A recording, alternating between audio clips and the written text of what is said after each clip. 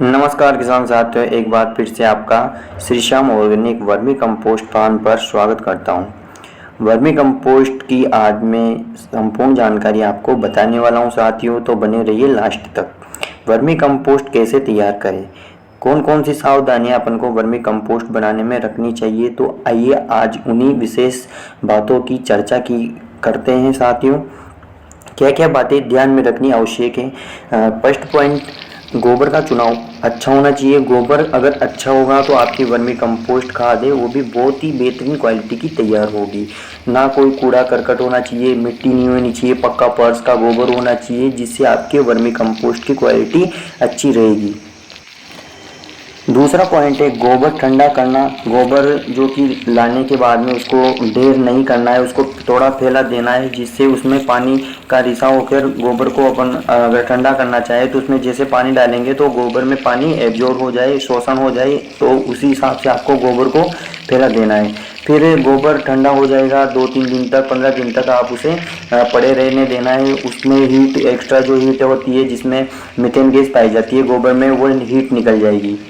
जी किसान साथियों, अगर अपना गोबर ठंडा हो जाएगा तो फिर अपन को दूसरा काम करना है।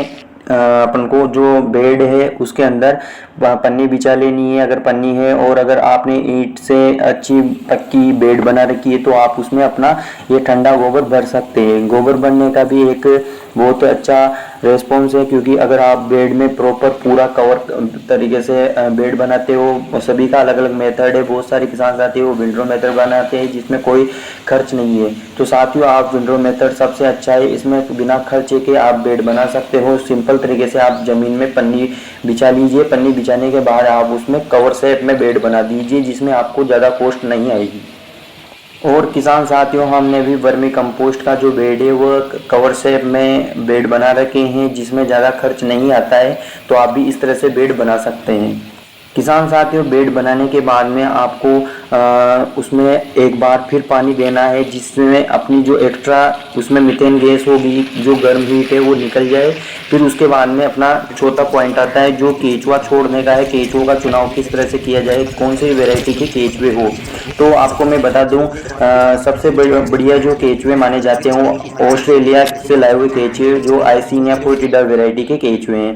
ये 90% ऑर्गेनिक मैटर को खाते हैं, 10% मिट्टी को खाते हैं। तो साथियों ये केचुआ बहुत ही अच्छा केचुआ है, जो कि वर्मी कंपोस्ट को बढ़िया तरीके से तैयार करता है। उसमें न्यूट्रिएंट्स क्वालिटी भी बहुत शानदार रहती है। किसान साथियों, केंचुआ छोड़ने के बाद में आपको बेड को 2-3 दिन में देखते रहना है कि अगर आपका बेड गर्म है तो उसमें पानी देना है, और इतना ही पानी देना है बेड के अंदर जितना कि उसमें आवश्यकता है। जैसे अपन को केंचुए को गोबर खाने के लिए उसको मॉइस्चर और नमी बनाए रखना आवश्यक है, तो आप बेड में नमी बनाए रखने के लिए जब बेड में से हल्का सा पानी बाहर आ जाए तो आपको पानी देना बंद कर देना है। ऐसा करने पे आपको कोई ज़्यादा खर्चा नहीं आएगा, और ये बहुत ही अच्छा मेथड है।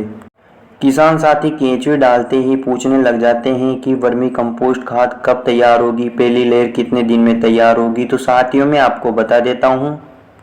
किसान साथियों, मैंने प्रैक्टिकल करके देखा है कि वर्मी कंपोस्ट खाद जो कि अपना केचुआ है वो गोबर में जाने के बाद में ऊपर वाले हिस्से में घूमता है फिरता है, वो 20-25 दिन तक हमारी जो गोबर की खाद है वो तैयार नहीं होती है। उसमें गोबर की खाद में जो अपचा अपशिष्ट होता है, उसमें कूड़ा करकट होता है, उसकी वजह से फर्स्ट लेयर तो निकलती नहीं है। उसके बाद सेकंड लेयर में हमारा वर्मी कंपोस्ट खाद तैयार होता है। 30 से 35 दिन के अंदर हमारी गोबर की खाद जो है वो काली कलर की दिखाई देने लग जाती है, ब्लैक कलर की, जिसमें अपना वर्मी कंपोस्ट चाय पत्ती के जैसा दिखने लग जाता है। वो वर्मी कंपोस्ट खाद तैयार हो जाती है।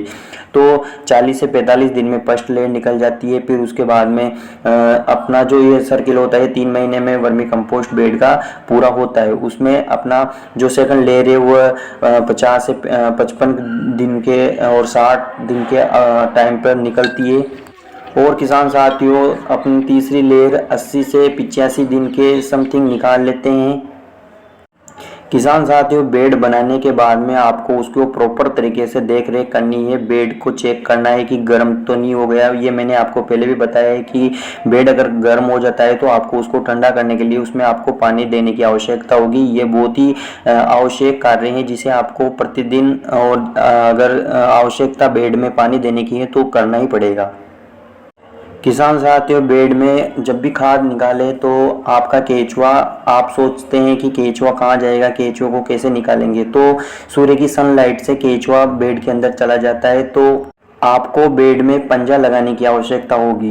बेड में पंजा लगाएंगे जिससे खाद, जो अपनी ऊपर वाली खाद है उसमें से हमारा जो केंचुआ है वो ऊपर की खाद ढीली होने की वजह से वो केंचुआ बेड के अंदर चला जाएगा और आप आसान तरीके से first layer, second layer, third layer इस तरह से निकाल सकते हैं। पंजा लगाना बहुत ज़रूरी है जिससे आपके केंचुए नीचे चले जाएंगे और वो आपका वर्मी कल्चर बच जाएगा। तो साथियों, आज की यही जानकारी थी अपनी, और आशा करते हैं आपको हमारी जानकारी अच्छी लगी होगी। तो आप हमारे चैनल पर पहली बार विजिट कर रहे हो तो लाइक शेयर सब्सक्राइब कर दीजिए, और इंस्टा फेसबुक पे देख रहे हो तो फॉलो जरूर कीजिए। साथियों धन्यवाद। जय श्री श्याम।